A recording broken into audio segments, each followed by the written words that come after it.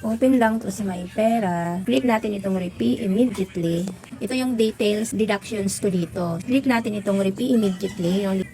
So, ayan. So, notice, handling fee, 20 pesos is charged for each repayment. Okay? Meron silang 3 ways paano makapag-repay dito sa kanila. So, itong bills na nilagay nyo dito via Skype Pay. So, ito yung reference number kung gagamitin natin or magbabayad tayo via GCash. So, kailangan mo yung kopyahin. Or pwede naman siyang bayaran via QR code. Or meron naman siyang transfer via bank. Natin sa akin, so ito yung bills na gamitin ko. So, ayun, so, copy ko lang po yan. And click lang itong copy. Punta tayo sa GCash. Click natin itong bills.